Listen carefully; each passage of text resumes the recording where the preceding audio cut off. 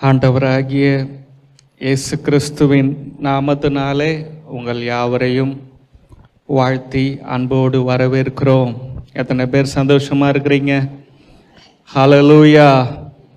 இந்த காலை வேளையிலே தேவனுடைய கிருபையின் சத்தத்தை கேட்க வந்த உங்களுடைய காதுகள் ஆனந்த பாக்கியமுடையதாக இருக்கிறது, ஆசீர்வதிக்கப்பட்டதாக இருக்கிறது. ஹல்லேலூயா. நீங்கள் அவருடைய கிருபைக்கு, அவருடைய அன்புக்கு உண்மையுள்ளவர்களாக, கீழ்ப்படுகிறவர்களாக இருந்தால் அவருடைய கிருபையின் சத்தியங்கள் உங்களுடைய வாழ்க்கையை நிச்சயம் மாற்றும். எத்தனை பேர் ஆமென் சொல்றீங்க? இந்த காலை வேளையில் உங்களோடு கூட ஆண்டவருடைய வார்த்தையை பேசுவதில் ரொம்ப சந்தோஷப்படுறேன். நான் மிகுந்த ஆசீர்வாதம் நிறைந்தவனாக இருக்கிறேன். ஹல்லேலூயா. நாம் ஏற்கனவே ஆசீர்வாதங்களை பெற்றவர்களாக இருக்கிறோம். எத்தனை பேர் சந்தோஷமாக இருக்கிறீங்க?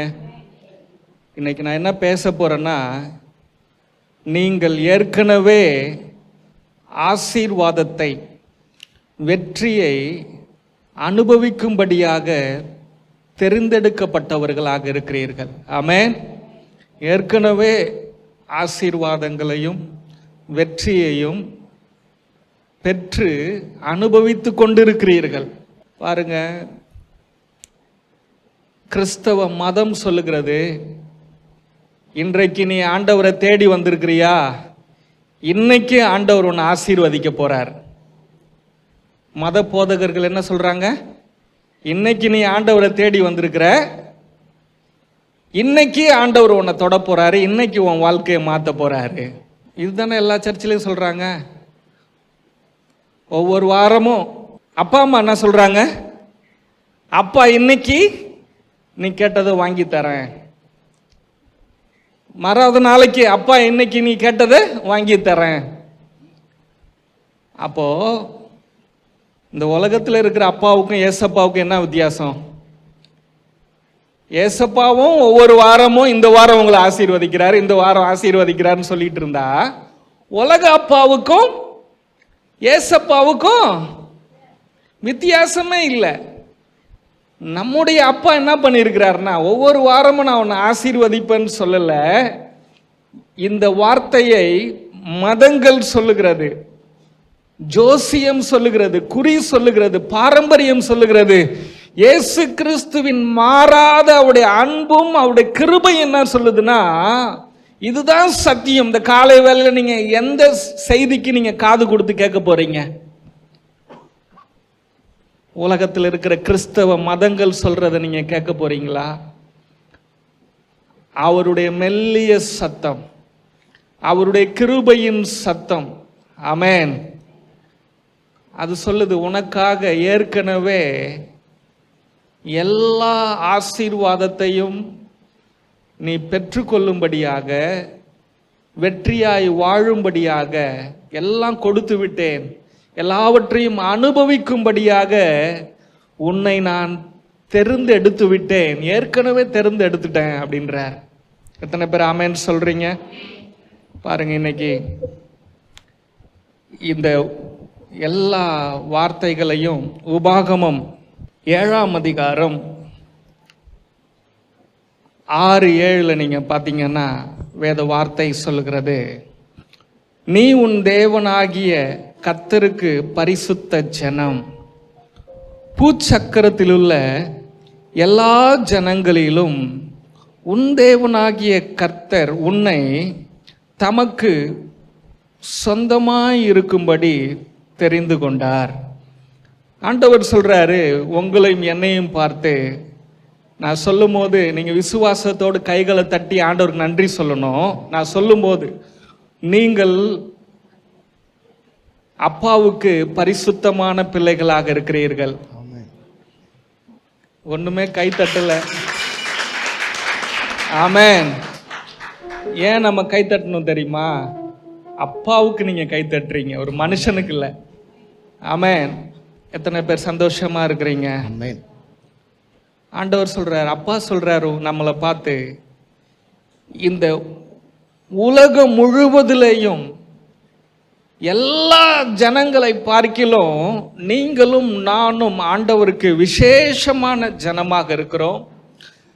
அவர் நம்மை இந்த உலகத்தில் இருக்கிற எல்லா ஜனங்களை பார்க்கிலும் நம்மளை சிறந்த பிள்ளைகளாக மாற்றி இருக்கிறார். நம்மை பரிசுத்தமான அவருடைய பிள்ளைகளாக மாற்றி இருக்கிறார்.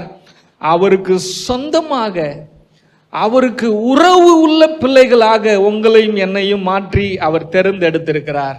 கைகளை தட்டி ஆண்டவருக்கு நன்றி சொல்லுவோமா? ஆமென், அல்லேலூயா. எத்தனை பேர் சந்தோஷமா இருக்கிறீங்க? ஆமென். வேத வசனம் சொல்லுகிறது, எபேசியர் 1 அதிகாரம் 3வது வசனம் சொல்லுகிறது, கிறிஸ்துவுக்குள் பரலோகத்தில் உள்ள சகலவிதமான ஆவிக்குரிய ஆசீர்வாதங்களினாலும், இந்த உலகத்தில் உள்ள சகலவிதமான ஆசீர்வாதங்களினாலும் நம்மை அவர் ஏற்கனவே ஆசீர்வதித்திருக்கிறார். அல்லேலூயா. ஏற்கனவே அவர் ஆசீர்வதித்து விட்டார். எத்தனை பேர் ஆமென் சொல்றீங்க? பாருங்க, அங்க வார்த்தை என்ன சொல்லனா, அவர் நம்மை ஆசீர்வதிப்பார் அப்படின்னு சொல்லல, வதித்திருக்கிறார்.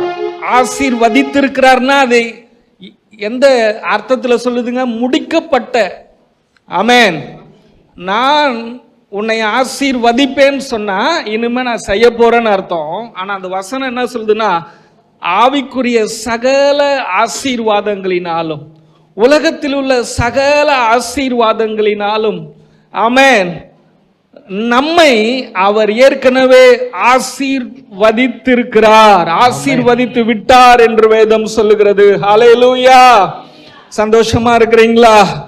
ஆமென். கலாத்தியர் 3 அதிகாரம் 13வது வசனம் சொல்லுகிறது, மரத்திலே தூக்கப்பட்ட எவனும் சபிக்கப்பட்டவன் என்று எழுதியிருக்கிறபடி கிறிஸ்து நமக்காக சாபமாகி நியாயப்பிரமாணத்தின் சாபத்திற்கு நம்மை நீங்களாக்கி மீட்டு கொண்டார். ஹல்லேலூயா.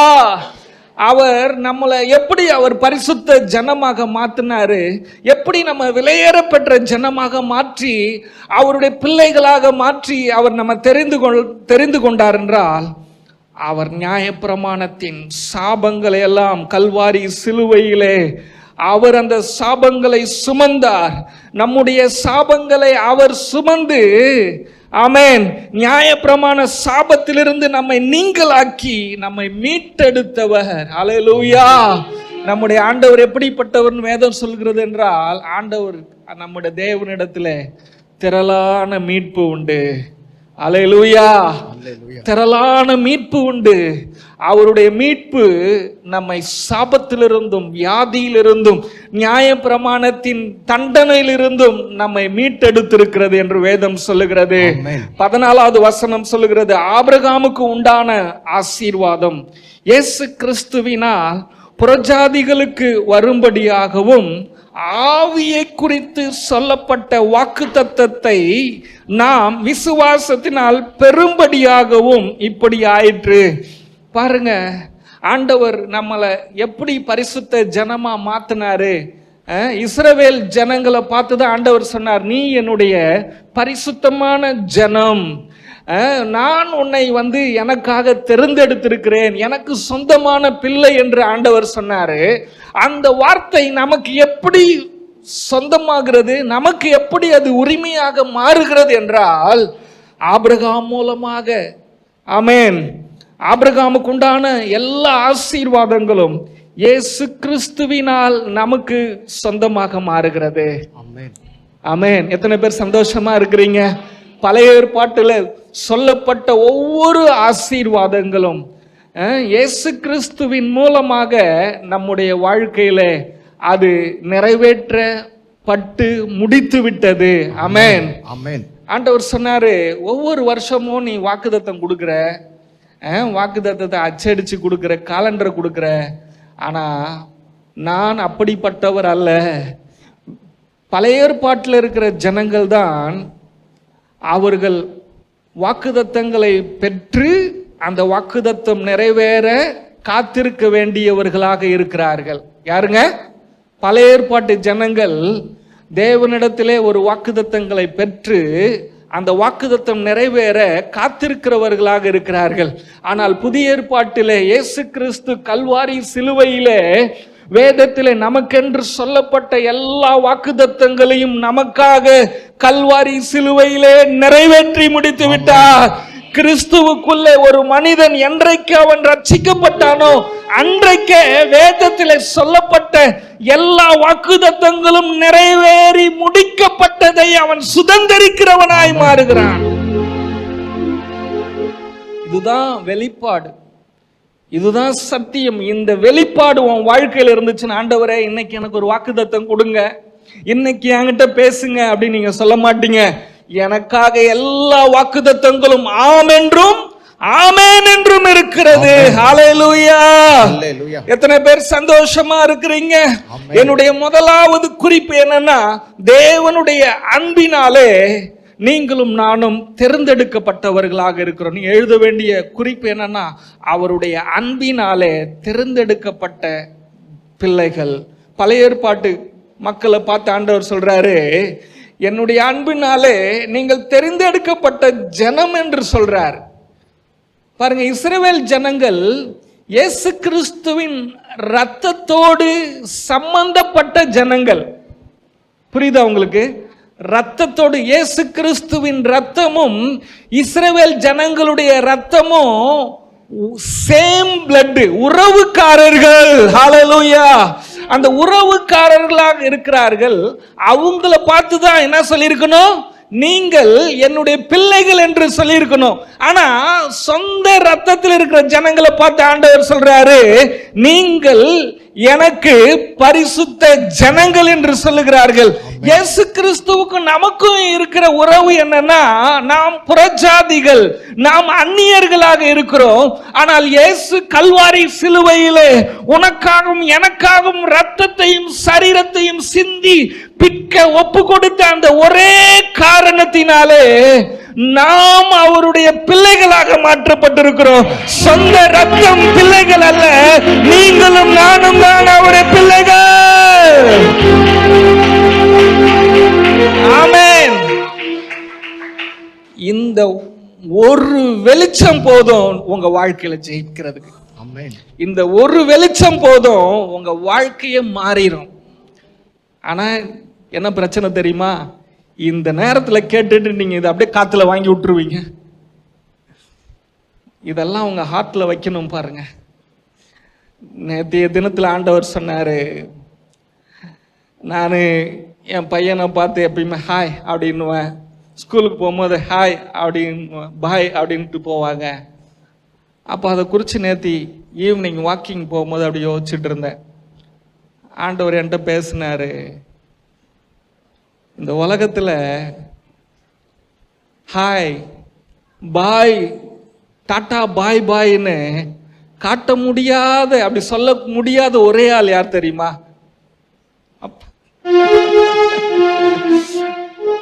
உங்களால சொல்ல தைரியம் இருக்குதா? பாய் டாட்டா பாய் பாய். ஐயோ, நீங்க என் கூடவே இருக்கணும். ஆமென். பிள்ளைங்களை பார்த்து அப்பா டாட்டா பாய் பாய் காட்டலாம். ஆனா நம்ம ஏசப்பாவை பார்த்து டாட்டா பாய் பாய் காட்டவே முடியாது. எந்த சூழ்நிலையிலையும் நீங்க என் கூட தான் இருக்கணும் ஆண்டவரே. இதை உங்க ஹார்ட்ல என்னைக்கு நீங்க மறக்காம இருக்கிறீங்களோ, நீங்க ஆசீர்வதிக்கப்பட்டவர்கள். ஆமென். எத்தனை பேர் சந்தோஷமா இருக்கிறீங்க? பாருங்க, முதலாவது குறிப்பு என்னங்க? தேவனுடைய அன்பினால் தெரிந்து கொள்ளப்பட்டவர்கள். அவருடைய கிருபையினாலே நீங்கள் தெரிந்து கொள்ளப்பட்டவர்களாக இருக்கிறீர்கள். 7வது வசனம், உபாகமம் 7ஆம் அதிகாரம் 7வது வசனம் சொல்லுகிறது, சகல ஜனங்களிலும் நீங்கள் திரட்சியான ஜனம் என்று கர்த்தர் உங்கள் பேரில் அன்பு வைத்து உங்களை தெரிந்து கொள்ளவில்லை.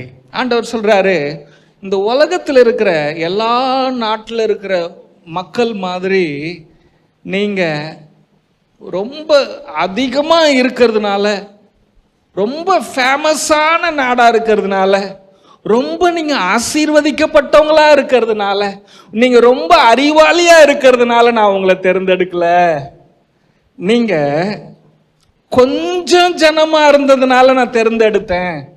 அறிவிலையும் குணத்திலையும் எந்த விதத்திலையும் நீங்க சிறந்தவர்களாக இல்லாதவர்களாக இருந்ததுனால உங்களை என்னுடைய ஜனமாக நான் தெரிந்து கொண்டேன் என்று இஸ்ரவேல் ஜனங்களை பார்த்து ஆண்டவர் சொல்றாரு. இந்த காலை வேளையில உங்களுக்கு ஆண்டவர் சொல்ற செய்தி என்ன தெரியுமா? நீ ரொம்ப ஆசீர்வதிக்கப்பட்டவனா இருந்ததுனால நான் உன்னை ரட்சிக்கல, தெரிந்து கொள்ளல. நீ சாபத்துல இருந்த, நீ பாவத்துல இருந்த, நீ வறுமையில இருந்த, தோல்வியில இருந்த, நீ மோசமான ஒரு குடும்பத்துல இருந்த, அதனாலதான் நான் உன்னை தெரிந்து கொண்டேன். என்னுடைய பிள்ளையாக கைகளை தட்டி ஹல்லேலூயா.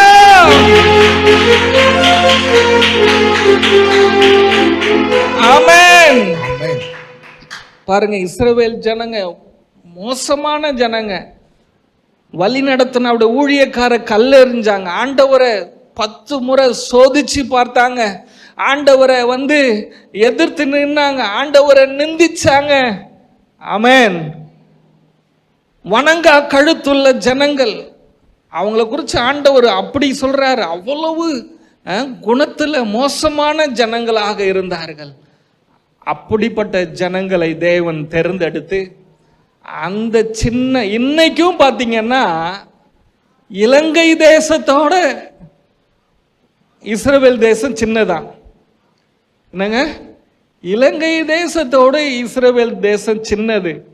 ஆனா முழு உலகத்துக்கும் ஞானத்தை கொடுத்த தேசம் அதுதான்.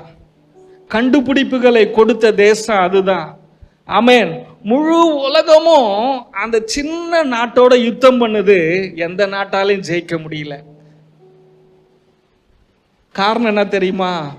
தேவன் அந்த ஜனங்களின் மேல் அன்பு வைத்து தெரிந்து கொண்டார். ஆண்டவர் உங்களையும் என்னையும் பார்த்து சொல்ற அவருடைய வார்த்தை என்ன தெரியுமா? நீ என்னுடைய கிருபையின் பிள்ளையாக இருக்கிறாய்.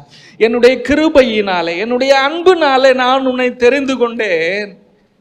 நீ ரொம்ப சின்ன குடும்பமா இருந்ததுனால, நான் உன்னை தெரிந்து கொண்டதுனால நீ பெரிய ஜாதியா மாறுவ. நான் உன்னை கிருபையினால தெரிந்து கொள்ளப்பட்டதுனால நீ ஞானமுள்ள குடும்பமாய் உன்னுடைய குடும்பம் மாறும். உன்னுடைய ஒவ்வொரு காரியங்களும் ஆசீர்வதிக்கப்பட்டதாக மாறும். உன்னுடைய வாழ்க்கையில நீ சகல காரியங்களிலேயும் நீ கையிட்டு பிரயாசப்படுற ஒவ்வொன்றிலையும் நீ சிறந்தவனாய் மாறுவாய், விசேஷமுள்ளவனாய் மாறுவாய். காரணம், என்னுடைய அன்புனால, என்னுடைய கிருபையினாலே நான் உன்னை தெரிந்து கொண்டேன். You are a special children of God. கைகளை தட்டி ஆண்டவருக்கு நன்றி சொல்லுவோமா? ஹalleluya. ஆமென். ஆமென். எத்தனை பேர் சந்தோஷமா இருக்கிறீங்க? ஹalleluya. ஹalleluya. எபேசியர் 1ஆம் அதிகாரம் 4வது வசனம் சொல்லுகிறது, உலக தோற்றத்திற்கு முன்னே கிறிஸ்துவுக்குள் நம்மை தெரிந்தெடுத்தார். ஆமென். இஸ்ரவேல் ஜனங்களை ஆண்டவர் தெரிந்தெடுப்பதற்கு முன்பதாக, ஆமென், இஸ்ரவேல் ஜனங்களை ஆண்டவர் எப்ப தெரிந்தெடுத்தாரு? ஆபிரகாம் என்கிற மனிதனை தெரிந்து கொண்ட பின்புதான் ஆபிரகாம் ஈசாக்கை பெற்றான். ஈசாக்கு யாக்கோபை பெற்றான். யாக்கோபு மூலமாக இஸ்ரவேல் தேசம் உருவானுச்சு. பாருங்க, இதுக்கு முன்னாடியே ஆபிரகாமை தெரிந்து கொள்வதற்கு முன்னாடி, ஆதாம் ஏவாளை படைப்பதற்கு முன்னாடி, உங்களையும் என்னையும் உலக தோற்றத்துக்கு முன்பதாகவே ஆண்டவர் முன் குறித்திருக்கிறார். உமக்கு நன்றி முழு மனதுடன்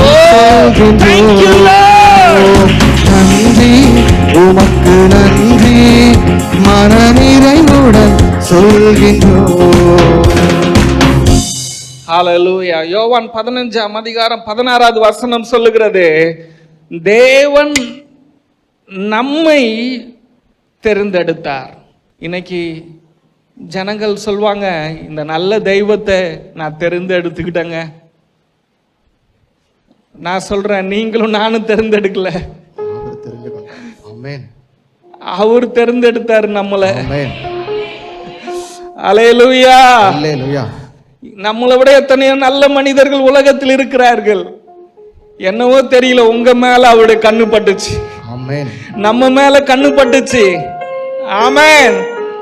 உலகத்தில் இருக்கிறவன் கண்ணு பட்டா அடிபட்டு சாவுறான், ஆக்சிடென்ட் ஆகி சாவுறான். ஆனா இயேசு பட்ட கண்ணு உன் மேல, நீ அந்த கண்ணு உன்னை வாழ வைக்கும். ஆமென். ஹalleluya. ஆமென். ஆமென். எத்தனை பேர் சந்தோஷமா இருக்கிறீங்க? ஆமென். என்னுடைய இரண்டாவது குறிப்பு, முதல்ல என்னங்க, தேவனுடைய அன்பினாலே நீங்கள் தெரிந்தெடுக்கப்பட்டவர்கள். உபாகமம் 7ஆம் அதிகாரம் 9வது வசனம் சொல்லுகிறது, உன் தேவனாகிய கர்த்தரே தேவன் என்றும் தம்மில் அன்பு கூர்ந்து தமது கற்பனைகளை கைக்கொள்ளுகிறவர்களுக்கு அவர் 1000 தலைமுறை மட்டும் உடன்படிக்கையையும் தயையையும் காக்கிற உண்மையுள்ள தேவன். ஆண்டவர் சொல்ல, என் உடன்படிக்கைய நீங்க யாரெல்லாம் உண்மையா இருக்கிறீங்களோ அவங்கள 1000 தலைமுறைக்கு நான் ஆசீர்வதிப்பேன், அன்பு செலுத்துவேன்னு சொல்லல, என்னுடைய உடன்படிக்கைய நான் 1000 தலைமுறைக்கு காப்பேன் என்று ஆண்டவர் சொல்றார்.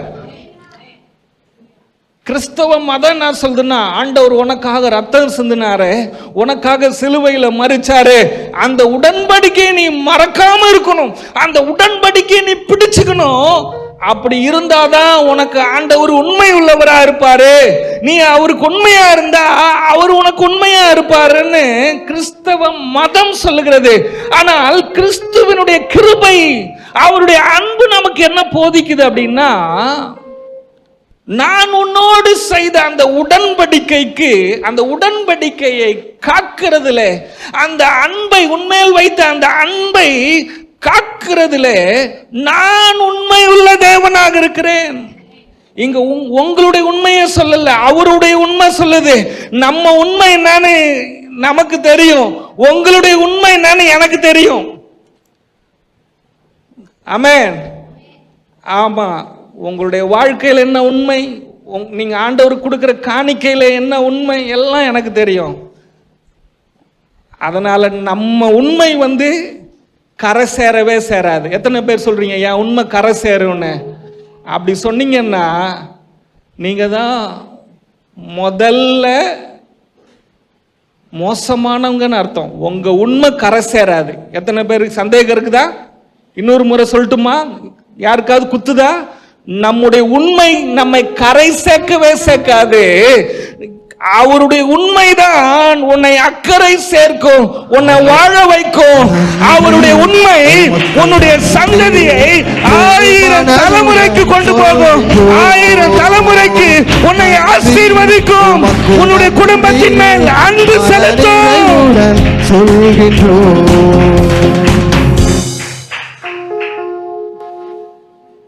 நமக்கு ஒரு உண்மை அப்படின்னு இருக்குது அப்படின்னா, அவருடைய உண்மையிலிருந்து வந்த உண்மை தான் என்னுடைய உண்மை. ஆமென். ஆமென். அவருடைய உண்மையிலிருந்து, அவருடைய உண்மையில நான் எந்த அளவுக்கு கிருபையில நான் வாழ்றேனோ, நான் உண்மையா இருக்கிறேன், நான் உண்மையா இருக்கிறேன்னு உலகத்துக்கு நீ வால் போஸ்ட் நோட்டீஸ் அடிச்சு ஒட்ட வேண்டிய அவசியமே கிடையாது. அவருடைய உண்மைக்குள்ள நீ மறைஞ்சிருந்துன்னா உலகம் சொல்லும், இந்த ஆள் உண்மையானவையா. ஆமென். இந்த ஊழியம் உண்மையான ஊழியங்க. ஒரு சாதாரண மனுஷனால என்னால் இவ்வளோ பெரிய இந்த இடத்த வாங்கி இவ்வளோ பெரிய இடத்த கட்டியிருக்க முடியுமா? அவருடைய உண்மை. ஆமென் சொல்வீங்களா? எஸ். நிறைய காரியங்களை வேதத்தில் நாங்கள் வேத வசனத்தை விசுவாசத்தோடு சுதந்திரிச்சு நிறைய காரியங்களை நான் ஜெயிச்சேன் அவருடைய கிருபையினால. வீடு கட்டும் போது இந்த மாதிரி பைபிளில் இருக்கிற வசனங்களை தேர்ந்தெடுத்து அதை எடுத்து ஜெபம் பண்ணோம். இந்த மாதிரி பிரிண்ட் எடுத்து இடத்த வாங்கி வீடு கட்ட ஆண்டவர் உதவி செஞ்சார். இப்போ என் டேட் ஆஃப் பர்த் எடுத்து என் டேட் ஆஃப் பர்த்தில் பைபிளில் என்னெல்லாம் சொல்லியிருக்குதோ ஒரு 24 குறிப்பு எடுத்திருக்கிறேன் பைபிள்ல இருந்து. என்னை குறிச்ச பைபிள் சொல்ற என்னுடைய ஜாதகத்தை நான் எடுத்துட்டேன். நான் நினைச்சேன் சர்ச்சில் இருக்கிறவங்களுக்கு எல்லாருக்கும் எடுத்து கொடுக்கலாம்னா, நான் எடுத்து கொடுத்தா பலிக்காது, எனக்கு நான் எடுத்தாதான் பலிக்கும். எல்லாம் இலவசமா உங்களுக்கு கிடைச்சிருச்சுன்னா என்ன இருக்குது? எல்லாம் நீங்க நேரம் எடுக்கணும். பைபிள் ஒட்டுமொத்த பைபிள்லையும் ஒவ்வொரு 66 புக்கில் 4ஆம் அதிகாரம் 15வது வசனத்தை எடுத்து அந்த வசனம் எனக்கு என்ன சொல்லுதுன்ற சத்தியத்தை பாயிண்ட் பண்ணி என் வாழ்க்கைக்குரியதான தீர்க்க தரிசனம் 24 குறிப்புகளை நான் எடுத்து வச்சிருக்கிறேன். இதுதான் என் லைஃப். என் வாழ்க்கையை நான் கண்டுபிடிச்சிட்டேன். உங்கள் வாழ்க்கையும் கண்டுபிடிக்கிறதுக்கான சத்தியத்தை நான் சொல்லி கொடுத்துட்டேன். யாராவது உங்களுக்கு இதை சொல்லி கொடுத்துருக்குறாங்களா? உன் வாழ்க்கைக்கான தீர்க்க தரிசனம் உனக்கு இருக்குது. Simple, very simple. பழைய ஏற்பாட்டு காலத்தில் ஒரு மனிதன் ஆசீர்வதிக்கப்படணும், ஒரு மனுஷனுக்கு வாழ்க்கையில் பதில் வரணும்னா அவன் தீர்க்கதரிசியை பார்த்து ஓடணும். நாகமான் தீர்க்கதரிசியை பார்க்க ஓடுனா, ஒவ்வொருத்தவங்களும் தீர்க்கதரிசியை பார்க்க ஓடுனாங்க, ஊழியரை பார்க்க ஓடுனாங்க. புதிய உடன்படிக்கையில் நீ யாரையும் பார்க்க ஓட வேணாம், உனக்கான வார்த்தை இருக்குது, நீ உக்காந்தா போதும். ஒவ்வொரு நாளும் அவர் சமூகத்தில் உட்கார்றோம் பாருங்க, அவ்வளோ சந்தோஷமா இருக்குது. ஹல்லேலூயா, ஆமென். என் வாழ்க்கைக்கான தீர்க்க தரிசனத்தை நான் கண்டுபிடிச்சிட்டேன். பாருங்க, இனிமே என் வாழ்க்கை எப்படி இருக்குதுன்னு மட்டும் நீங்க ஒவ்வொரு வாரமும் பாருங்க. இந்த 24 பாயிண்ட், 24 தான் எனக்கு இல்லை, இன்னும் இருக்குது. அதில் பெஸ்ட் 24 நான் எடுத்து வச்சுட்டேன். இந்த 24 காரியங்களை நான் பேசி பேசி பேசி என் வாழ்க்கையில் நான் மேலே வந்துடுவேன். நான் உங்களுக்கும் வழியை சொல்லிட்டேன். அடுத்தவங்ககிட்ட சண்டையை போடுறது, அந்த கதை ஊர் கதையை பேசுறது, கொஞ்சம் பைபிள் கதையை பேசுங்க, வசனம் கதையை பேசுங்க, உங்க வாழ்க்கை மாறும். எத்தனை பேர் ஆமென் சொல்றேன்? அல்லேலூயா. ஆமா, இந்த காலை வேளையில தேவனுடைய அன்பினால் உடன்படிக்கையை நினைவு கூர்ந்து நம்ம ஆண்டவர் தேர்ந்தெடுக்கிறார். என்ன உடன்படிக்கையை நினைவு கூர்றார் அப்படின்னா, இஸ்ரவேல் ஜனங்கள் எகிப்து தேசத்துல அவங்க அடிமைகளாக இருந்தார்கள். தேவன் ஆபிரகாமுக்கு அவர் உடன்படிக்கை பண்ணினதை நினைவு கூர்ந்து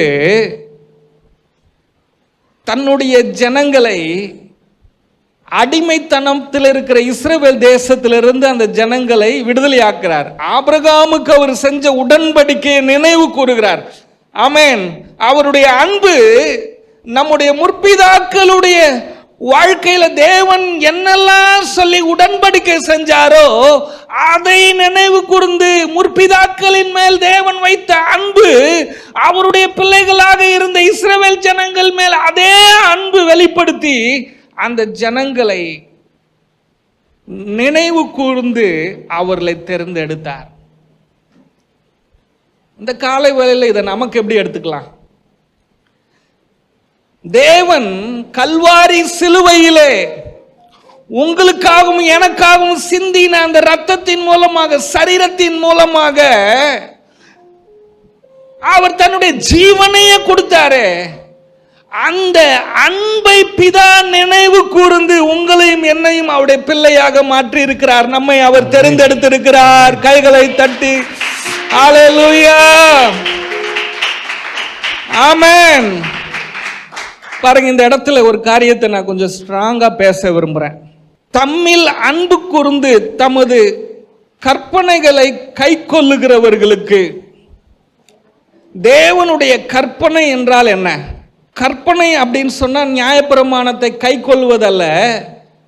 புதிய உடன்படிக்கையினுடைய பார்வையில, கிறிஸ்துவினுடைய பார்வையில் அந்த கற்பனை அப்படின்னா என்ன அப்படின்னா, தேவனுடைய கற்பனை என்னவென்றால் விழுந்து போன ஜனங்களை அவருடைய அன்பினாலே திரும்ப எடுத்து கட்டி புதிய சிருஷ்டியாக தன்னுடைய ராஜரீக பிள்ளையாக மாற்ற வேண்டும் என்று அவர் விரும்புகிறார் பாருங்க. அதுதான் அவருடைய கற்பனை.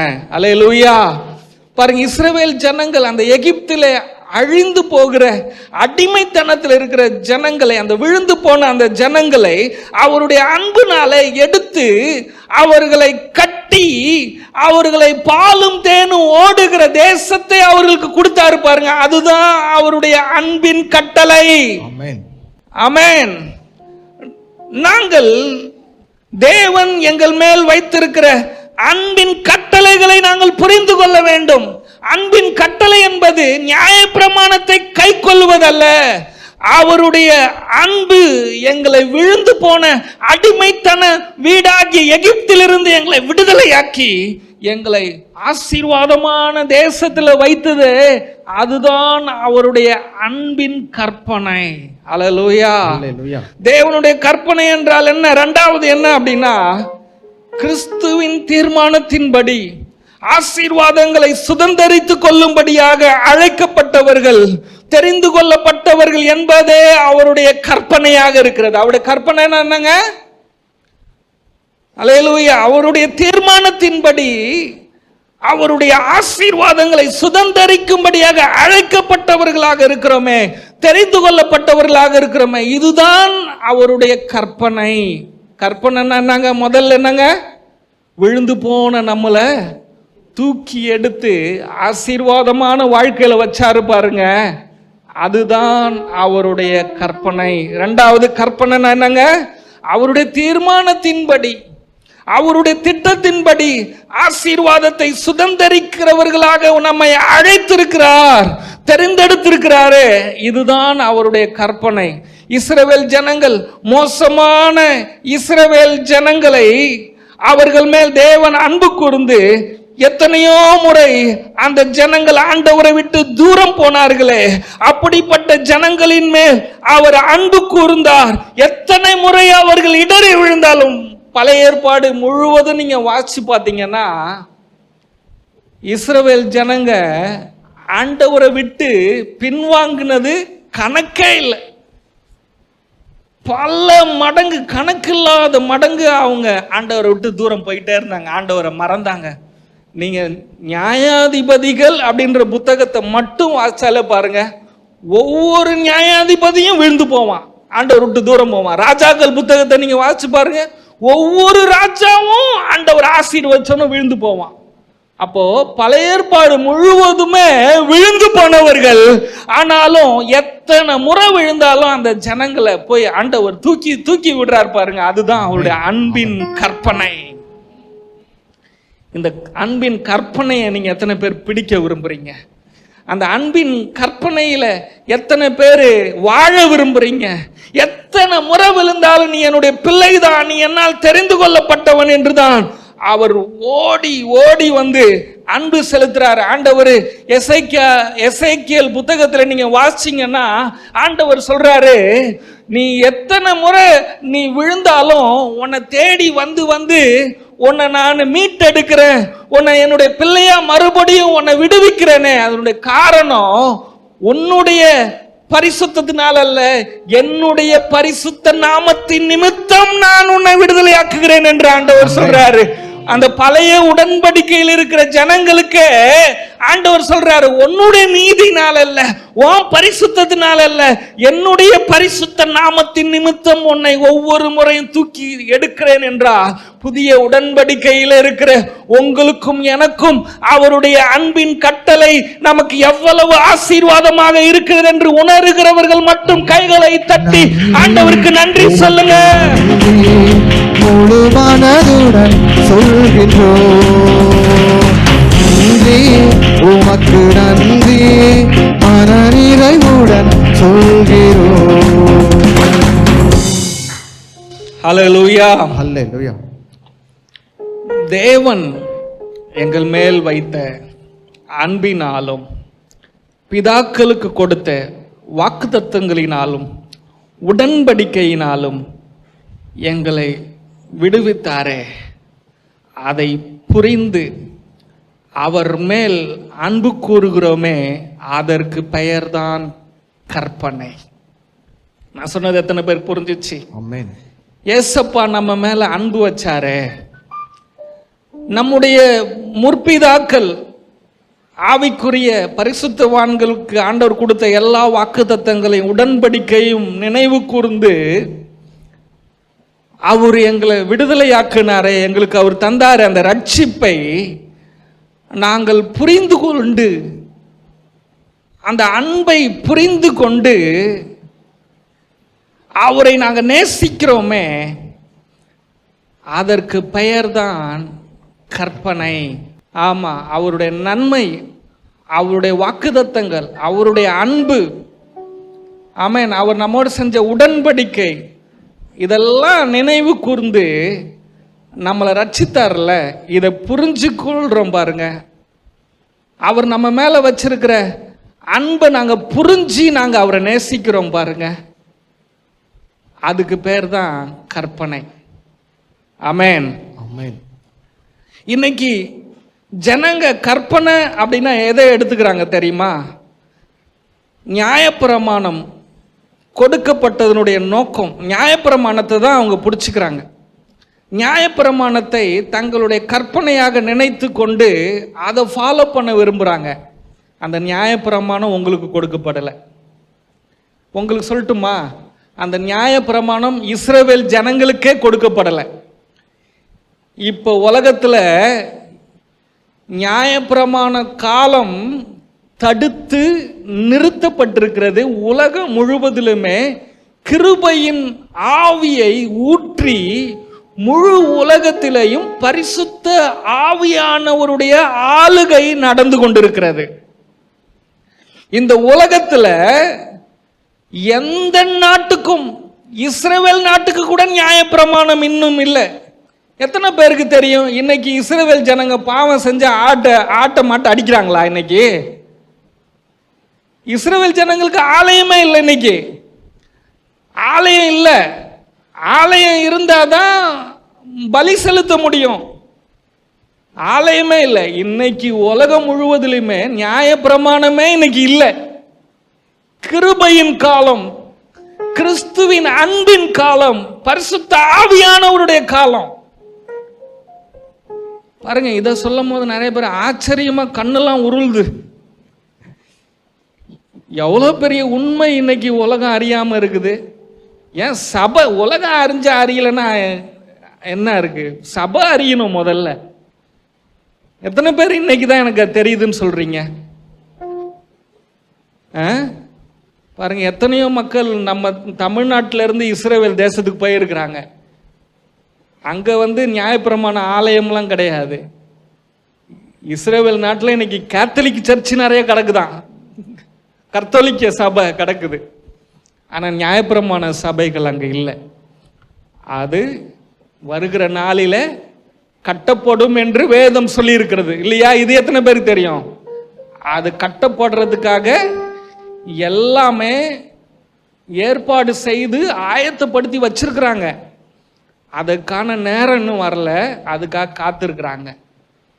இந்த உலகம் முழுவதிலுமாகவே நியாயப்பிரமாணம் தடுத்து நிறுத்தப்பட்டிருக்குது.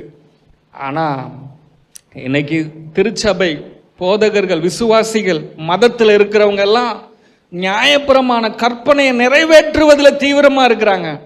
அந்த நியாயப்பிரமாணம் என்பது, அந்த கற்பனை என்பது நமக்கு ஆவியானவர் என்ன சொல்லி கொடுக்கிறாருன்னா, அவருடைய அன்பை புரிந்து கொண்டு, அவர் நமக்கு செய்த உடன்படிக்கை புரிந்து கொண்டு, அந்த உடன்படிக்கையில் அவருடைய அன்பு எனக்காக என்ன செய்திருப்பது என்றதை நாங்கள் புரிந்து கொண்டு அவரை நேசிக்கிறோமே, அதற்கு பெயர் தான் கற்பனை. ஆமென். நியாயப்பிரமாணத்தினுடைய நோக்கம் என்ன தெரியுமா? பாவத்தின் பலத்தை மனிதனுக்கு வெளியே கொண்டு வந்து காண்பிப்பதற்காக. நியாயப்பிரமாணத்தினுடைய நோக்கம் என்னங்க? பாவத்தினுடைய பலனை, மனிதனுக்குள்ள இருக்கிறத, அந்த நியாயப்பிரமாணத்தின் பலனை வெளியே கொண்டு வந்து காண்பிக்கணும். ஒரு மனிதனுக்குள் எவ்வளவு பாவம் இருக்கிறது, எவ்வளவு நாங்கள் மீட்கப்படுகிறோம், எவ்வளவு நாங்கள் மீறுகிறோம், எவ்வளவு நாங்கள் தவறு செய்கிறோம். எங்களுக்கு ஒரு இரட்சகர் தேவை. அந்த இரட்சகர் இயேசு கிறிஸ்து தான் எங்களை இந்த பாவத்திலிருந்து விடுதலையாக்க வேண்டும் என்பதை வெளிப்படுத்துவதற்காக தான் நியாயப்பிரமாணம் கொடுக்கப்பட்டுச்சு. எத்தனை பேருக்கு புரிஞ்சிச்சு? ஆமென். நீங்க காதுல கேட்டீங்க, எல்லாம் கண்டிப்பா விட்டுருவீங்க. நீங்க எழுதி வச்சிருந்தீங்கன்னா இதெல்லாம் வாழ்க்கையில ஒரு கீ மாதிரி சத்தியம். ஏன் நியாயப்பிரமாணம்? எங்கேயாவது நீங்க பேசுவீங்க நியாயப்பிரமாணம் பாவம் அப்படின்னா, ஏன் நியாயப்பிரமாணம் பாவம்ன்ட்டு உங்ககிட்ட கேள்வி கேட்டால் உங்களுக்கு ஆன்சர் இருக்குதா? அந்த ஆன்சர் இன்னைக்கு நான் சொல்லி கொடுத்துருக்குறேன். ஏன் நியாயப்பிரமாணம் கொடுக்கப்பட்டுச்சு? ஒரு மனுஷனுக்குள்ள இருக்கிற பாவத்தினுடைய பலன் என்னன்றது வெளியே காட்டணும். அதுக்கு எவ்வளவு தண்டனை இருக்குது, அந்த பாவத்திலிருந்து மனுஷனால விடுதலை ஆக முடியாது. எவ்வளவு அவன் செலவு பண்ணாலும் அதுலேருந்து விடுதலை ஆக முடியாது. அந்த மனுஷன் விடுதலை ஆகணும்னா அவனுக்கு ஒரு இரட்சகர் தேவை. அந்த இரட்சகர் யாருன்னா தேவனுடைய குமாரன் இயேசு கிறிஸ்து. அவர் வருவாரு அப்படின்றத சொல்லி கொடுக்கிற ஒரு வாத்தியார் தான் நியாயப்பிரமாணம். நியாயப்பிரமாணத்தை குறித்து ஒரு நாள் பேசலான் இருக்கிறேன். நாங்கள் வீட்டில் நானும் மகி ஒரு பேசிக்கிட்டோம். ஒரு நாள் இந்த டாப்பிக்கில் உங்களுக்கு பிரசங்கம் பண்ணலான் இருக்கிறேன். நியாயப்பிரமாணம் நமக்கு என்ன போதிக்கிறது? நியாயப்பிரமாணம் அப்படின்னு வேதம் என்ன சொல்றதுன்னா, நியாயப்பிரமாணம் ஒரு உபாத்தியாக இருக்குதான், ஒரு வாத்தியாராக நமக்கு இருக்குதான். அந்த வாத்தியார், நியாயப்பிரமாண வாத்தியார் என்ன சொல்றதுன்னா, என்னை உன்னால கை கொள்ளவே முடியாது, நீ என்கிட்ட வர என்னால உன்னை பரிசுத்தமாக்கவே முடியாது, நீ எத்தனை முறை என்னை தேடி வந்தாலும் உன்னை தோல்வியாக்கி தான் அனுப்பிட்டு இருப்பேன். உன் பாவத்துக்கு பரிகாரம் வேணும் வேணும் இன்னும் வேணும் வேணும் வேணும் தான் அனுப்புவேன். அப்படித்தானங்க? எத்தனை ஆடு எடுத்துட்டு வந்து கொடுத்தாலும் ஆசாரி என்ன சொல்லுவான்? போதாது போதாது போதாது. எப்போ போதுன்ற இடத்துக்கு வந்தோம்? புரியுதுங்களா? எனக்கு தெரியும் இந்த ஆண்டவருடைய வார்த்தை எத்தனை பேர் என்ஜாய் பண்ணி கேட்குறீங்கன்னு. நான் வேதத்தை தியானம் பண்ணும் போதெல்லாம் ஒரு சில முகங்கள், இந்த ஆட்கள்லாம் வசனத்தை என்ஜாய் பண்ணுவாங்க, ஆமென் அப்படின்றது நான் யோசிச்சு மெடிடேட் பண்ணுவேன் நான். இப்போ எத்தனை பேருக்கு புரியுது கற்பனை அப்படின்னா? புரியுதுங்களா? ஆண்டவர் சொன்ன அந்த கற்பனை என்னன்னு உங்களுக்கு புரியுதா? என்னுடைய கற்பனைகளை கை கொள்ளுகிறவர்களுக்கு 1000 தலைமுறை உடன்படிக்கையையும் அன்பையும் தயவையும் காக்கிறதுல உண்மையுள்ள தேவன். அல்லேலூயா. ஆமா, எனக்கு திரும்பவும் சொன்னா எனக்கு டைம் போதாது. இது இன்னும் பெரிய விஷயத்தை நான் சுருக்கி சொல்லியிருக்கிறேன். பாருங்க, 12வது வசனம் சொல்லுகிறது, இந்த நியாயங்களை நீங்கள் கேட்டு கை கொண்டு இவைகளின்படி செய்வீர்களானால் அப்பொழுது உங்கள் தேவனாகிய கர்த்தர் உங்கள் பிதாக்களுக்கு ஆணையிட்டு கொடுத்த உடன்படிக்கையையும் கிருபையையும் உனக்காக காக்கிறவர். அல்லேலூயா. பாருங்க, அவருடைய அன்பை, அவருடைய உடன்படிக்கையை, அவருடைய இரத்தத்தை, அவருடைய சரீரத்தை புரிந்து கொள்ளுகிற ஒவ்வொருவருக்காகவும் ஆண்டவர் சொல்றாரு, என் உடன்படிக்கையையும் என் கிருபையையும் உனக்காக நான் காக்கிறவராக இருக்கிறேன். அல்லேலூயா. அவர் கிருபை உன்னை விட்டு விலகாதபடி உன்னை பாதுகாக்கிறார். எத்தனை பேர் ஆமென் சொல்றீங்க? அல்லேலூயா. சந்தோஷமா இருக்கிறீங்களா? ஆமென். ஒரே ஒரு வசனம் மட்டும் எனக்கு வாசிங்க, இந்த 2வது குறிப்புக்கு நான். ஏன்னா அது ஒன்று இம்பார்ட்டண்டாக வாசிக்கணும். எபிரேயர் 8ஆம் அதிகாரம் 6வது வசனம் மட்டும்.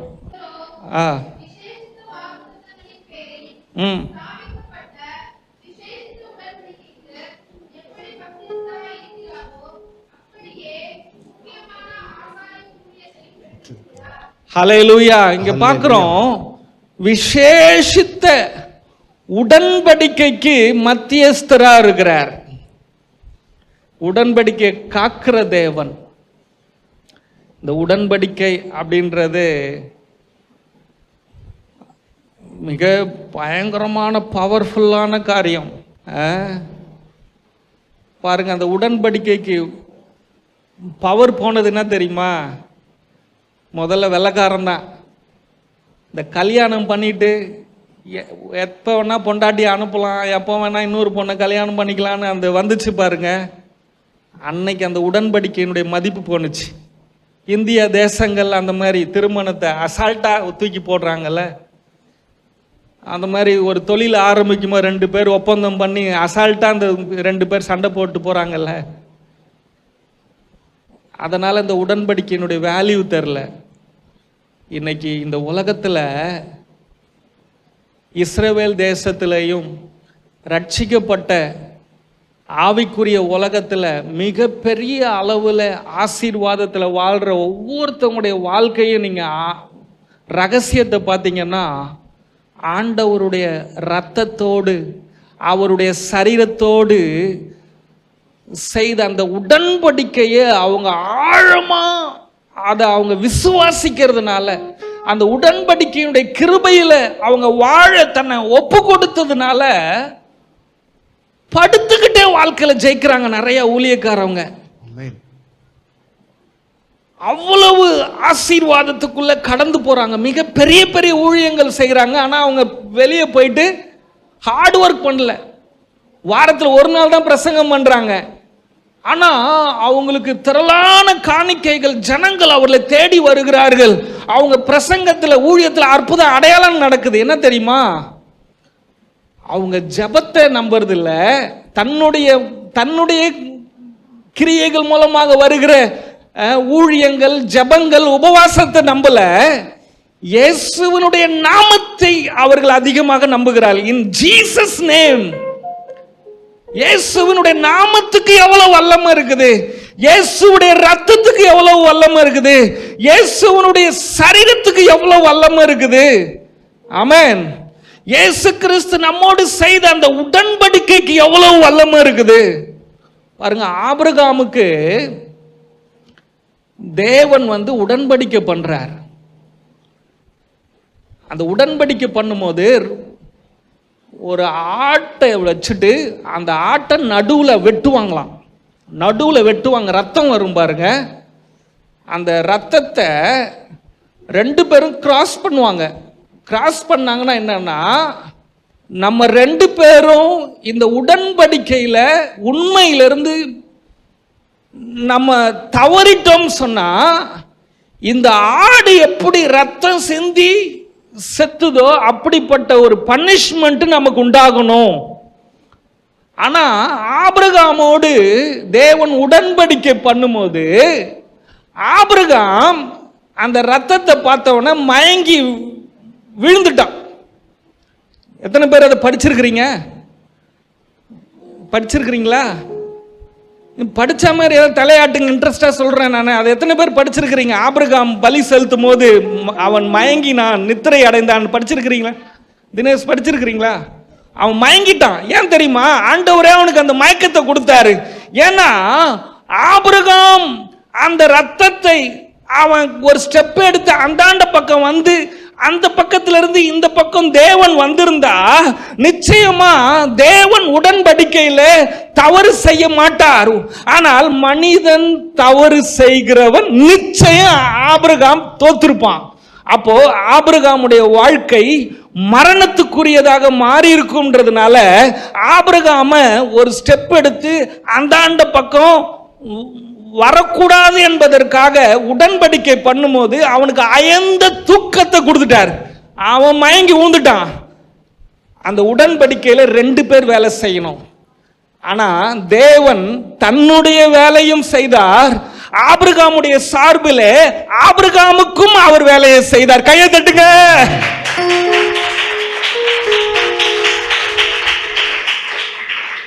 ஏன் தெரியுமா?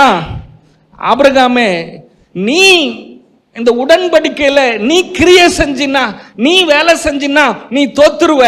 அதனால உனக்காக நான் கிரியை செய்யறேன், உனக்காகவும் நான் கிரியை செய்யறேன், என்னுடைய பங்குலையும் நான் கிரியை செய்யறேன், என்னுடைய கிருபையில நீ இளைப்பாரு. சொல்கின்றோம் நன்றி உமக்கு நன்றி, மனநிறைவுடன் சொல்கின்றோம்.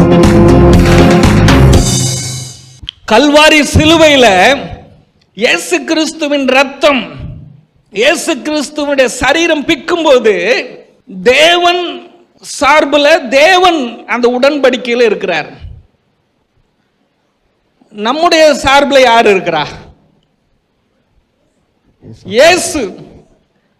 நம்முடைய சார்பில் இயேசு இருக்கிறார்.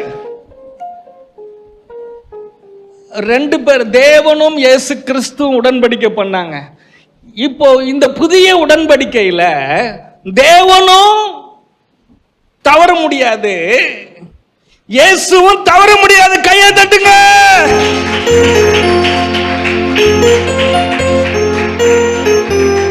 நான் பேசுறது நீங்க என்ஜாய் பண்ணணும்னா கொஞ்சமாவது ஆவிக்குரிய அறிவு இருந்தால் தான் என்ஜாய் பண்ண முடியும். ஆமேன்னு சொல்லுவீங்களா? நான் என்ன சொல்ல வரேன் அப்படின்னா, ஆபிரகாமுக்கு ஆண்டவர் என்ன தெரியுமா சொன்னாரு? ஒருவேளை நான் உன்னை ஆசீர்வதிக்கலைன்னா இந்த மிருகத்தை போல உனக்காக நான் மரிப்பேன் என்று ஆண்டவர் சொல்றார். என்ன அர்த்தம்னா, நான் மீற மாட்டேன், நீ ஆசீர்வாதமா வாழ்வன்றது நிச்சயம்.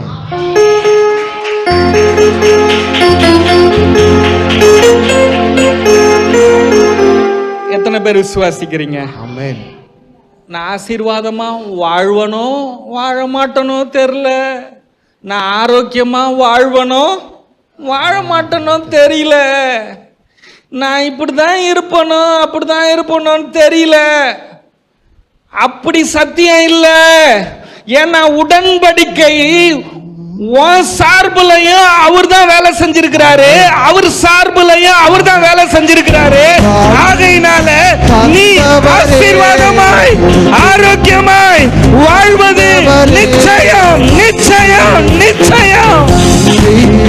முழு மனதுடன் சொல்கின்றோம் நன்றி உமக்கு நன்றி, மனநிறைவுடன் சொல்கின்றோம். அல்லேலூயா அல்லேலூயா. விசேஷித்த உடன்படிக்கை, விசேஷித்த உடன்படிக்கையின் மத்தியஸ்தர். அன்றைக்கு ஆபிரகாமுக்கும் தேவனுக்கும் நடுவுல ஒரு ஆட்டுக்குட்டி ரெண்டா கட் பண்ணி பிளட் ஓடுச்சுல்ல, அந்த மத்தியஸ்தர் தாங்க இயேசு கிறிஸ்து. ஓ ஹல்லேலூயா. எத்தனை பேர் ஆமென் சொல்றீங்க? அவர்தான் விசேஷித்த உடன்படிக்கையின் மத்தியஸ்தர். உனக்காக ரத்தம் சிந்திருக்கிறாரு. ஆமென் ஆமென். சந்தோஷமா இருக்கிறீங்களா? அல்லேலூயா. என்னுடைய முதல் குறிப்பு என்னங்க? தேவனுடைய அன்பினால் கிருபையினால் நீங்கள் தேர்ந்தெடுக்கப்பட்டவர்கள். இரண்டாவது, தேவனுடைய அன்பினாலே உடன்படிக்கைக்கு நினைவு கூறப்பட்டு ஆசீர்வதிக்கப்பட்டவர்களாக இருக்கிறீர்கள். மூன்றாவது என்ன தெரியுமா?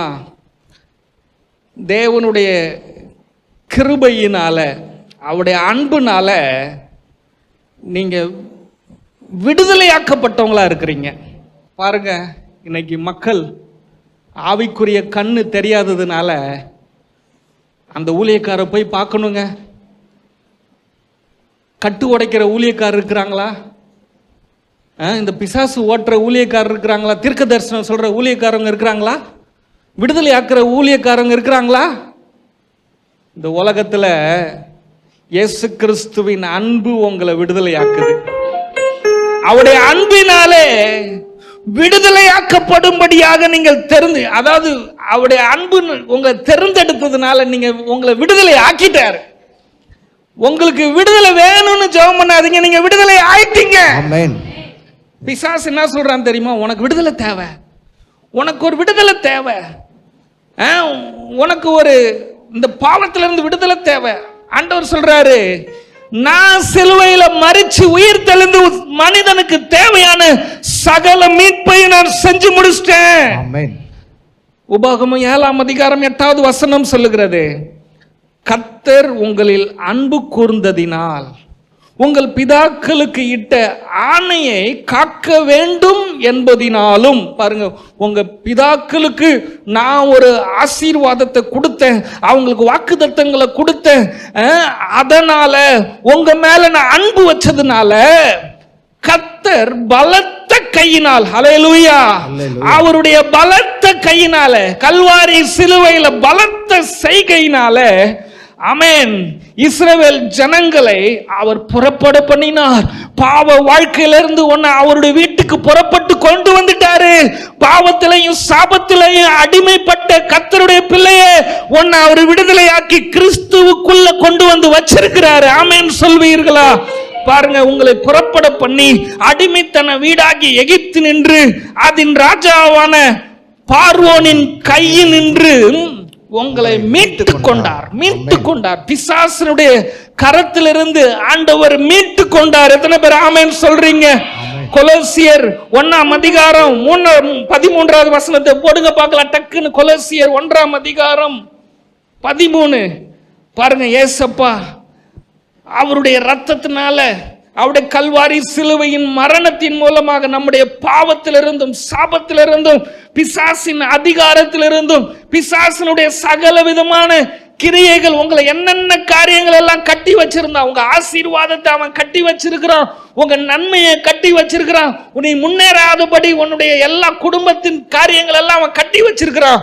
அவைகள் எல்லாவற்றிலிருந்தும் அவனுடைய அதிகாரத்திலிருந்து அவர் உங்களை முற்றிலுமாய் விடுதலையாக்கி விட்டார். கொலோசியர் 1ஆம் அதிகாரம் 13 சொல்லுது, இருளின் அதிகாரத்தினின்று நம்மை விடுதலை ஆக்கின. இருளின் அதிகாரம் என்னங்க? பாவம், சாபம், வியாதி, வறுமை, கண்ணீர், வேதனைகள், தோல்விகள், இந்த எல்லா இருளின் அதிகாரத்திலிருந்து ஏசப்பா உங்களை விடுதலை ஆக்கிட்டாரு. கையை தட்டுங்க. ஓ ரபா சாந்தலபா துரபல ரதரபா. ஆவியானவரே, நீங்க எங்களை எல்லாரையும் விடுதலை ஆக்கிட்டீங்க. நன்றி சொல்லுங்க, நன்றி சொல்லுங்க, நன்றி சொல்லுங்க. ஓ ஹல்லேலூயா.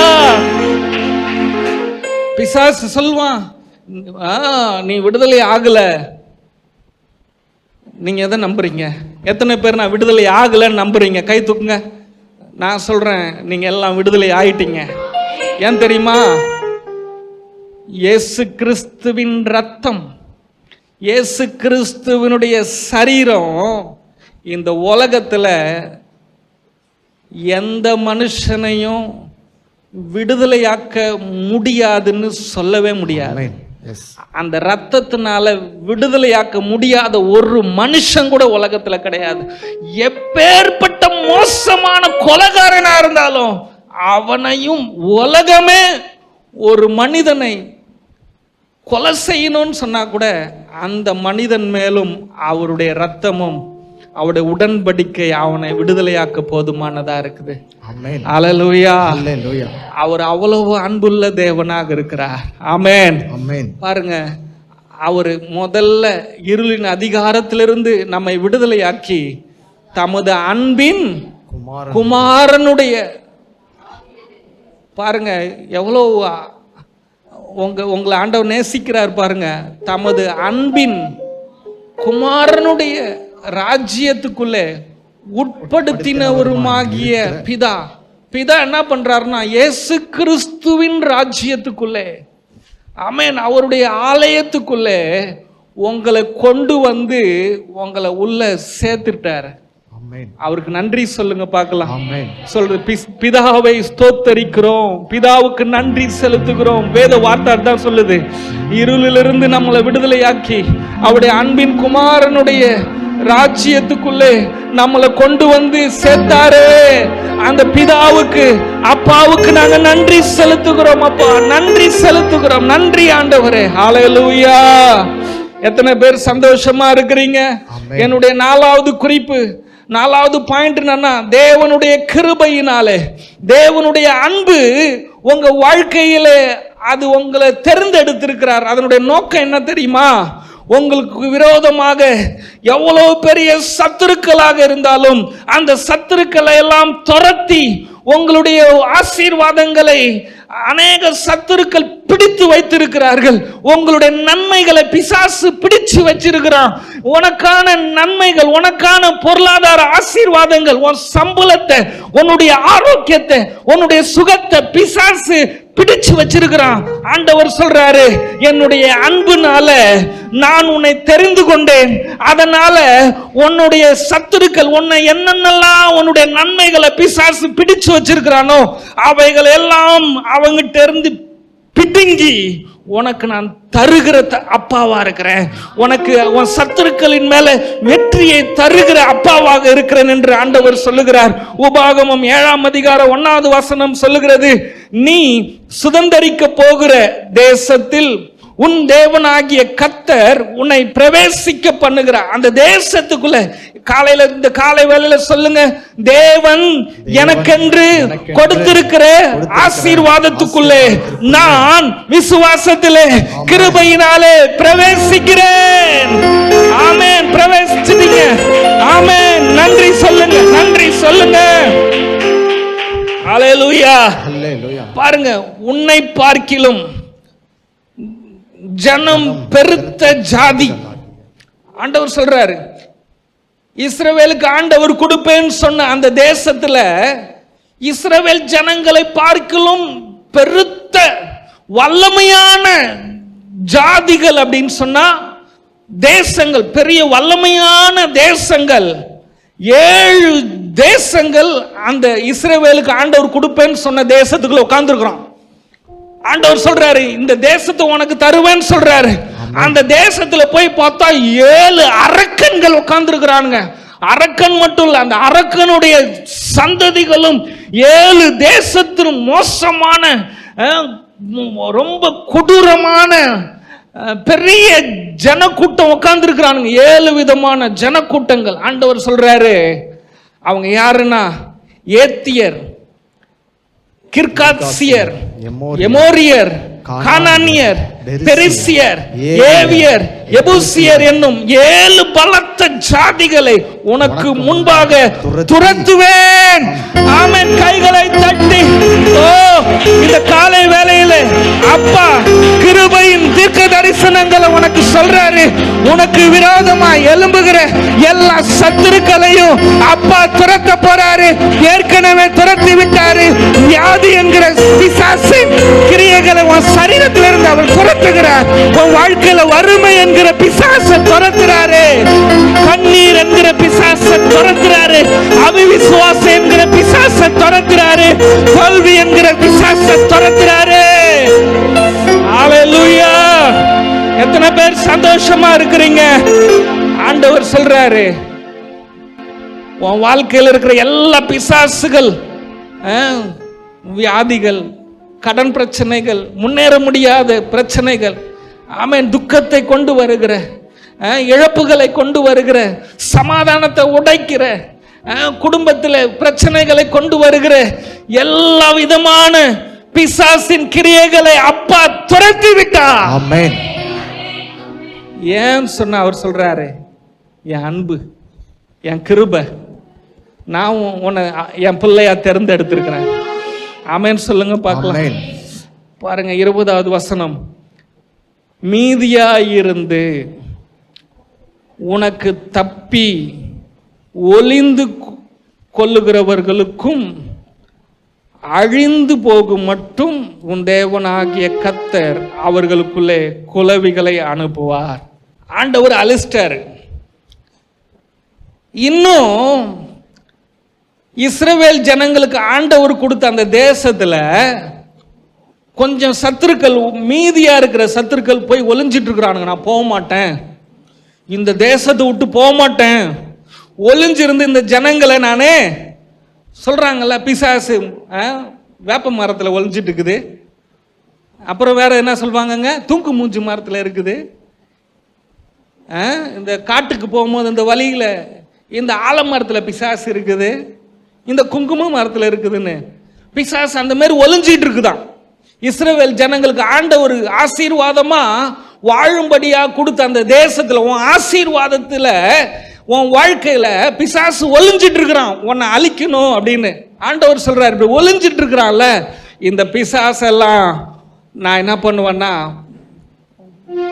குலவி இருக்குல்ல, குலவிய வச்சு அழிப்பன்றாரு. குலவிகள், ஆமே, அது வந்து அவங்களெல்லாம் அழிச்சு அவங்கள குலவிய அனுப்புவேன், அதுங்க அழிச்சிரும் அப்படின்னு. அல்லேலூயா. 24வது வசனம் பாருங்க, அவர்களுடைய ராஜாக்களை உன் கையில் ஒப்பு கொடுப்பார். உன் தேசத்துல கர்த்தர் உனக்கு தந்த ஆசீர்வாதத்துல இதுதான். இது என்னது பாருங்க, இந்த சர்ச்சு நம்ம ஆண்டவருக்கு கொடுத்தாரு, இந்த இடத்த கொடுத்தாரு. இன்னைக்கு வரைக்கும் ஒரு ஆள் இருக்கிறான், ஒரு எலக்ட்ரிஷியன் இருக்கிறான். அவன் இப்படி வரும்போதெல்லாம் சொல்லுவான், என் இடம் இது அப்படின்வான். இப்படி வரும்போதெல்லாம் சொல்லுவான் அந்த எலக்ட்ரிஷியன். இங்கே ஒரு சில நேரத்தில் வேலைக்கு கூப்பிடுவேன், ஃபாதர் இது என் இடம் ஃபாதர் அப்படின்வான்.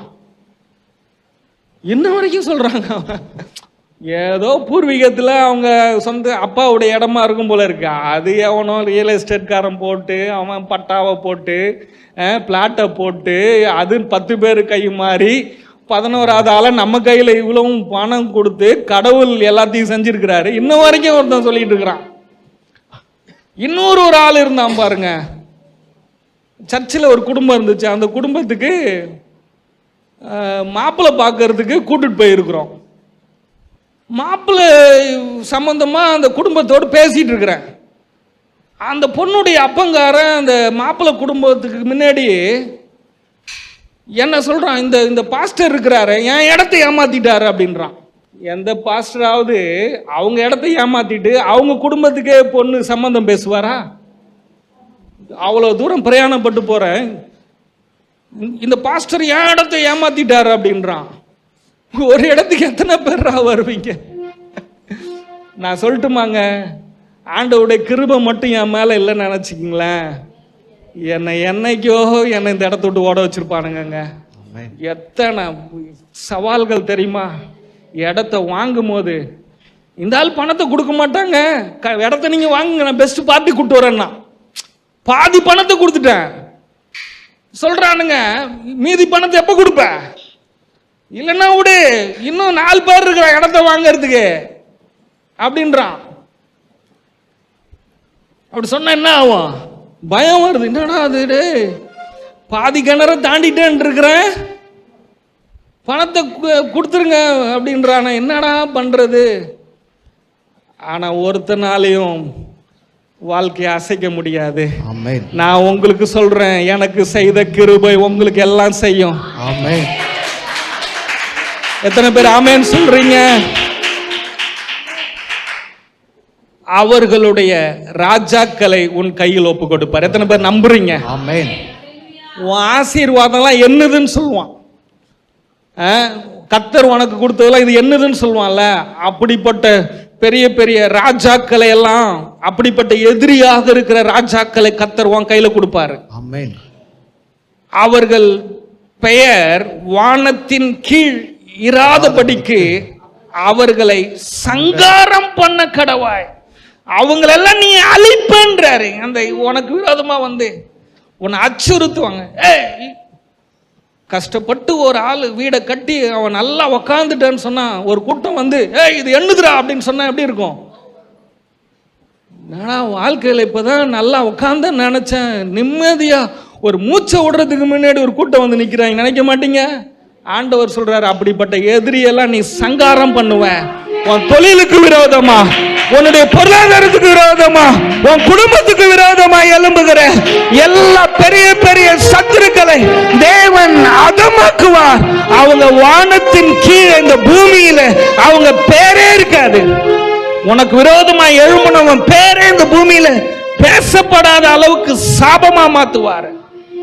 நீ அவர்களை சங்கரித்து தீரு மட்டும் ஒருவனும் உனக்கு எதிர்த்து நிற்க மாட்டார்கள். சொல்லுங்க, ஒருவரும் உனக்கு விரோதமாய் எதிர்த்து நிற்க மாட்டார்கள். எஸ், ஒருவரும் எனக்கு முன்பாக எதிர்த்து நிற்க மாட்டார்கள். அவருடைய கிருபைக்குள்ள இருக்கிற வாழ்க்கையில தாங்க எதிர்ப்பு இல்லாத வாழ்க்கை. ஆமென். ஆமென் சொல்வீங்களா? ஆமென். ஹல்லேலூயா. ஹல்லேலூயா. எத்தனை பேர் சந்தோஷமா இருக்கிறீங்க? கொலோசியர் 2ஆம் அதிகாரம் 15வது வசனம், ஏசப்பா நம்முடைய பாவங்களை, சாபங்களை, மரணத்தை, சாத்தானுடைய கிரியைகளை, சாத்தானை, குற்ற உணர்வை, நியாய தீர்ப்பு பயங்களை, தண்டனை பயங்களை எல்லாம் அவர் சிலுவையிலே வெற்றி சிறந்தார். கைகளை தட்டி துரைதனங்கள், அதிகாரங்களை உரிந்து கொண்டு வெளியரங்க கோலமாக்கி அவைகளின் மேல் சிலுவையிலே வெற்றி சிறந்தார். உன் வாழ்க்கையில இருக்கிற எல்லா பெரிய சத்துருக்களை எல்லாம் ஏசப்பா சிலுவையிலே அழிச்சு உனக்கு வெற்றியை தந்து விட்டார். உன்னை வெற்றி சிறக்க செய்து விட்டார். ஹல்லேலூயா. சந்தோஷமா இருக்கிறீங்களா? என்னுடைய 5வது குறிப்பு, ஆண்டவருடைய அன்பு உங்களை தெரிந்து கொண்டதனுடைய நோக்கம் என்ன தெரியுமா? உங்களை தைரியப்படுத்துகிறது, உங்களை உற்சாகப்படுத்துகிறது. உபாகமம் 7ஆம் அதிகாரம் 17வது வசனம், 18வது வசனம், 19வது வசனம், 21வது வசனங்களை நீங்க பாத்தீங்கன்னா ஆண்டவர் சொல்றாரு, உன்னை விட பெரிய ஜனம் நீ ஆசீர்வாதமான அந்த தேசத்துக்குள்ள போகும்போது உனக்கு விரோதமா இருக்கிறது நீ பார்க்கும்போது எப்படி நீ அவங்கள துரத்துவ அப்படின்ற உன் இருதயத்துல ஒருவேளை பயம் வந்துச்சுன்னா, எப்படி இவங்களெல்லாம் நான் துரத்த போறேன் அப்படின்னு உனக்கு ஒருவேளை பயம் வந்துச்சுன்னா,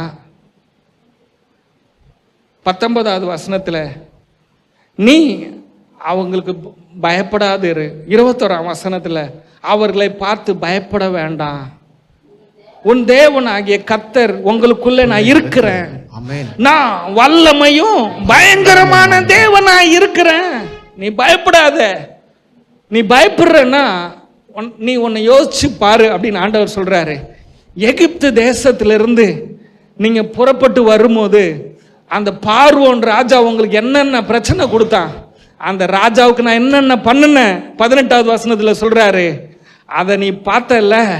19வது வசனத்துல உன் கண் கண்ட அந்த பெரிய சோதனைகளையும் அடையாளங்களையும் அற்புதங்களையும் உன் தேவனாகிய கர்த்தர் உன்னை புறப்பட பண்ணின காண்பித்த பலத்த செய்கைகளையும் ஓங்கிய புயத்தையும் நன்றாய் நீ நினைத்து அவர்களுக்கு பயப்படாதீரு. ஆண்டவர் சொல்றாரு, உனக்கு ஒரு காலத்துல நான் செஞ்சு விடுதலையாக்கி கொண்டு வந்தேன் பாத்தியா, அதை நினைச்சுக்க.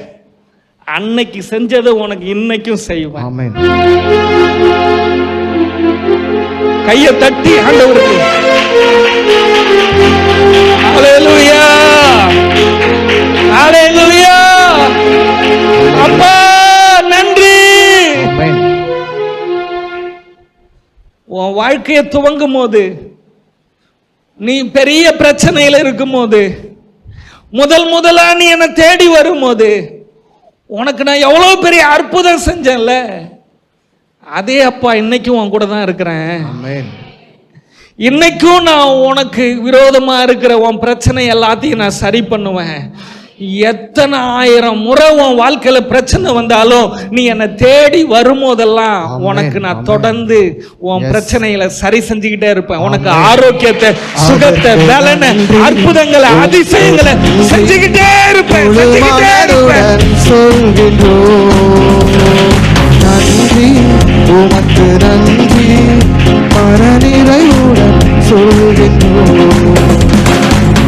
ஹல்லேலூயா, ஹல்லேலூயா. ஆவியானவர் சொல்றாரு, நான் உனக்குள்ள இருக்கிறேன், நான் உனக்குள்ள இருக்கிறேன், நீ தைரியமா இரு, என் பிரசன்னம் உனக்குள்ள இருக்குது, நீ பயப்படாதேன்னு ஆண்டவர் சொல்றார். உலகத்தில் இருக்கிறவனை காட்டிலும் உனக்குள் இருக்கிறவர் நான் பெரியவர். ஆமென்.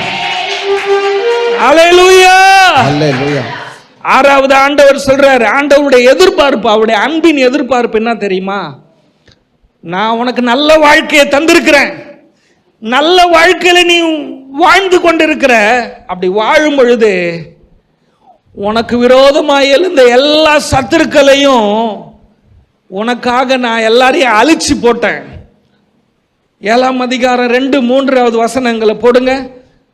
அங்க ஆண்டவர் சொல்றாரு, நீ அந்த ஆசீர்வாதமான தேசத்துல நான் உங்ககிட்ட எதிர்பார்க்கிற அன்பு அப்பாவுடைய அன்பு பிள்ளைங்க கிட்ட எதிர்பார்க்கறதுனா தெரியுமா?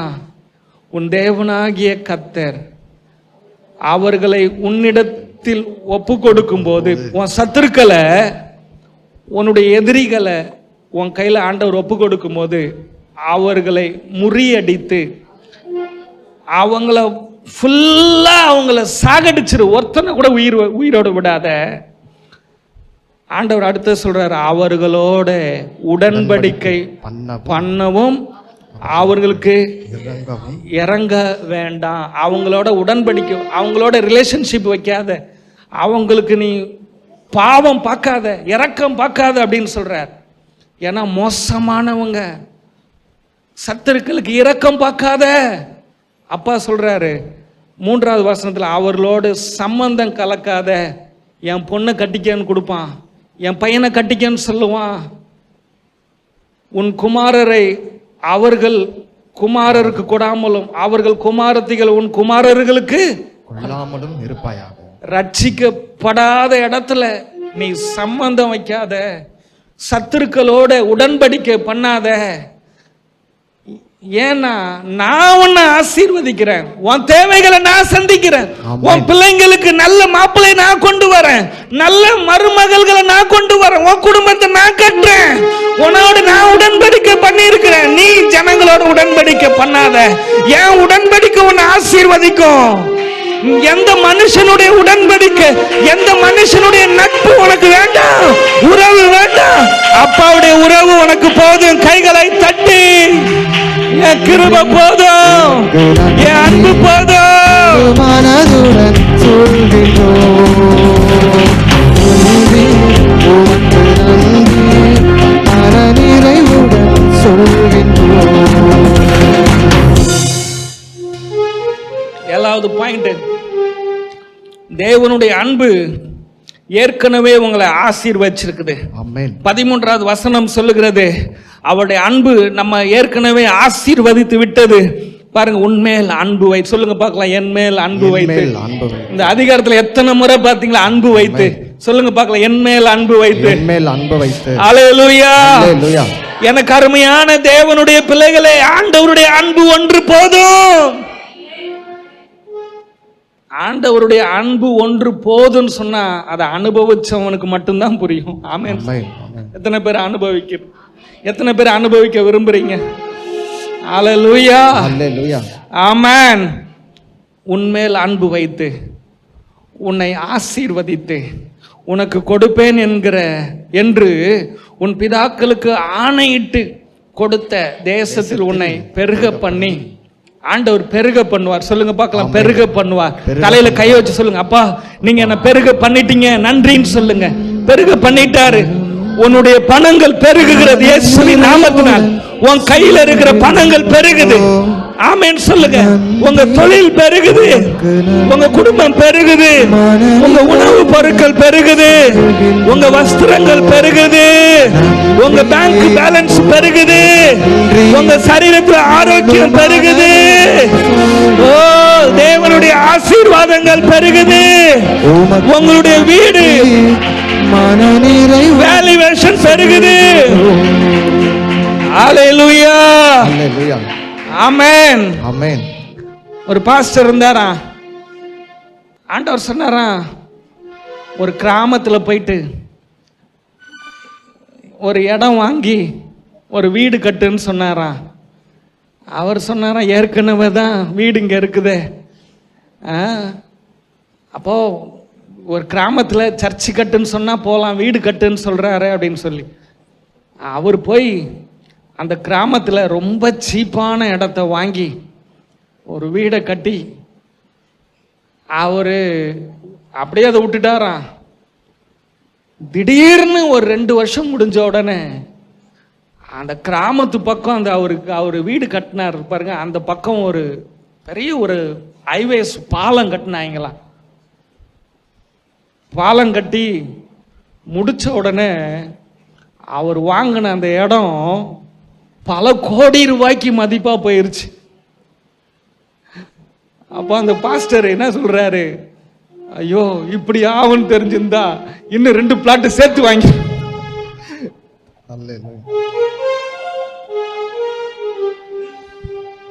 நம்ம ஆளுங்க பாருங்க,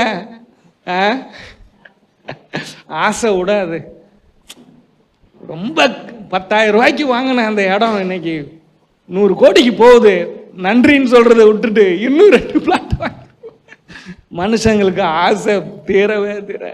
ஆண்டவர் இன்னும் இந்த இடத்த, உங்களுடைய இடங்களை, உங்களுக்கு கொடுத்த ஆசீர்வாதங்களை, வேல்யூவேஷனை ஆண்டவர் பெருக பண்ணுவார். ஆமென். பெருக ஆமென் சொல்லுங்க. ஆமென். ஆமென். எல்லாம் பெருக பண்ணுவார். ஹல்லேலூயா. விசுவாசிக்கிறீங்களா? ஆமென். ஆமா, இதெல்லாம் அனுபவபூர்வமா சொல்றேன். என்னென்னத்தெல்லாம் பெருக பண்ணுவார்? உன் கர்ப்பத்தின் கனியை பெருக பண்ணுவார். ஆமென். ஆமென். நிலத்தின் கனியாகிய தானியங்களை பெருக பண்ணுவார். திராட்சை ரசத்தை, உன் எண்ணெயை, உன் ஆடு உன் மாடுகளின் பலனையும் உன் ஆட்டு மந்தைகளையும் அவர் ஆசீர்வதிப்பார்.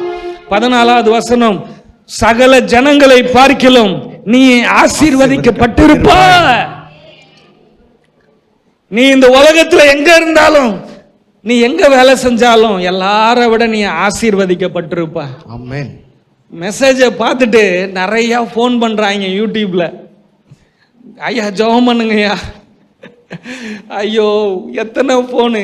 எல்லாருக்கும் ஜெபம் பண்ணி முடிச்சோடனே காய்கறி வாங்க காசு இல்லை, வாடகை கட்ட காசு இல்லை, பிள்ளைங்களுக்கு படிக்க வைக்க காசு இல்லை, ஆஸ்பத்திரிக்கு காசு வேணும் அப்படின்னு ஃபோனில் கேட்குறாங்க.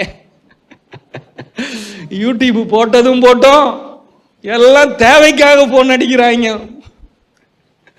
நல்லா தூக்கம் வருது, 3 மணிக்கு சாப்பிட்டுட்டு நல்லா தூங்கும்போது ஃபோன் வருது. எடுத்தா, ஐயா உங்க யூடியூப்பை பார்த்தேங்கய்யா, ஒரு ஜெபம் பண்ணுங்கய்யா. நமக்கு இப்போ ஜெபம் பண்ற நம்பிக்கை இல்லை, ஆனாலும் ஒரு 10 நிமிஷம் சத்தியத்தை சொன்னோடனே அப்பயும் ஜெபம் பண்ணுங்கன்றாய். இல்லைங்க இப்போதானங்க இவ்வளோ தூரம் உங்களுக்கு சொன்னேன், இல்லை இருந்தாலும் நீங்கள் ஒரு ஜெபம் பண்ணுங்கன்றாங்க. ஏங்க அப்பா ஜெபம் பண்ணி முடிச்சிட்டாருங்க. அவர் ஆண்டவர் ஏதாவது தரலன்னா ஜெபம் பண்ணலாம், அவர் எல்லாமே தந்துட்டாரு. எத்தனை பேருக்கு புரியுது? ஆமா, இந்த புதுசா இன்னைக்கு அவங்க அந்த சிஸ்டருக்குலாம் நான் சொல்றது புதுசா இருக்கும், ஜெபம் பண்ணாதீங்க அப்படின்றதுனால. இல்லை எத்தனை பேருக்கு, உங்களுக்குலாம் எத்தனை புரியுதா? ஜெபம் பண்ணாதீங்கன்னா நான் ஒருத்தருக்கு ஜெபம் பண்ண விரும்பல. ஏன்னா எனக்கு தெரியும் எல்லா மனுஷனுக்கும் அவர் கொடுத்துட்டாரு. ஆமென். அவர் செஞ்சதை சுவிசேஷமா சொல்றதுதான் எனக்கு வேலை. அது சொன்னாலே அவங்களுக்கு அற்புதம் நடக்கும். ஆமென். ஆமென். ஆமா. இப்ப 8வது என்ன தெரியுமா? தேவன் உங்க மேல அன்பு வச்சு உங்களை அவர் பிள்ளையா தேர்ந்தெடுத்தவனுடைய நோக்கம் என்னன்னா, 15வது வசனத்துல, அவர் சகல நோய்களையும் உன்னை விட்டு விலக்குவார். உனக்கு தெரிந்திருக்கிற எகிப்தின் கொடிய ரோகங்களில் ஒன்றும் உன்மேல் வராமல். கையை தட்டி ஆண்டவருக்கு.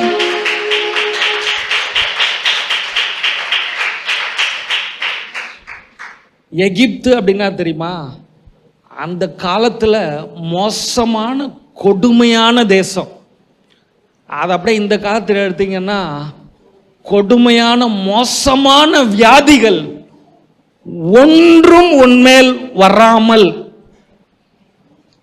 என்னங்க ஒன்றும், வார்த்தையில உப்பு கொஞ்சம் கம்மியா இருக்கு இல்ல? உப்பு கம்மியா இருக்கு. கொடுமையான ரோகங்கள் வியாதிகள் ஒன்றும் உங்கள் மேல் வராமல். அல்லேலூயா. எந்த நோயும் உன்னை தொடாமல் எல்லா வியாதிகளையும் உன்னை விட்டு விலக்குவார். ஆமென். ஆமென். ஆமென். ஒரு மனுஷன் சாதாரண மனுஷனா இருக்கும்போது ரோட்ல போனா அவனுக்கு தடை இருக்கும். ஆனா அந்த மனுஷனுக்கு பவர் வந்துருச்சுன்னா ரோட்ல அவனுக்கு பாதை ஆட்டோமேட்டிக்கா திறக்கும். நான் சொல்றேன், நீங்க ஏசப்பாவுடைய பிள்ளைகள், நீங்க போற வாழ்க்கை பாதையில ஏசப்பா உங்க முன்னாடி போய் சகல நோய்களையும் உங்களை விட்டு விலக்குவார். விலக்குவார்.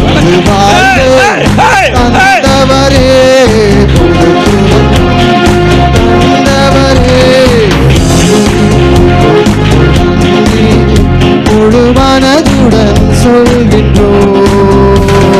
நன்றி உமக்கு நன்றி, மனநிறைவுடன் சொல்கின்றோம். எவ்வளவு கொடுமையான இடமா இருந்தாலும் நீங்க போனீங்கன்னா அங்க இருக்கிற வியாதிகள் கொடுமை எல்லாம் உங்களுக்கு விலகி வழிவிடும். ஆமென் ஆமென். நீங்க போக போக எல்லாம் வழிவிடும். ஆசாரியருடைய பாதங்கள் யோர்தான் கரையில பட்டவன யோர்தான் ரெண்டா விலகிச்சு. ஆமென். நீ எங்கெல்லாம் போறியோ அப்பாவுடைய கிருபை உனக்காக புதிய வழியை திறக்கும். ஆமென். எஸ். எல்லா தடைகளும் விலகும். ஓ, நீ எந்தெந்த வீட்டுல கால் வைக்கிறியோ உன் கால் பட்டவன அந்த வீட்டுல இருக்கிற வியாதிகள் விலகும், பிசாசின் கிரியைகள் விலகும், அந்தகார கிரியைகள் விலகும். எந்த கிராமத்துல கால் வைக்கிறோமோ, எந்த பட்டணத்துல கால் வைக்கிறோமோ, எந்த ஊர்ல கால் வைக்கிறோமோ, வியாதிகள் சாபங்கள் விலகும்.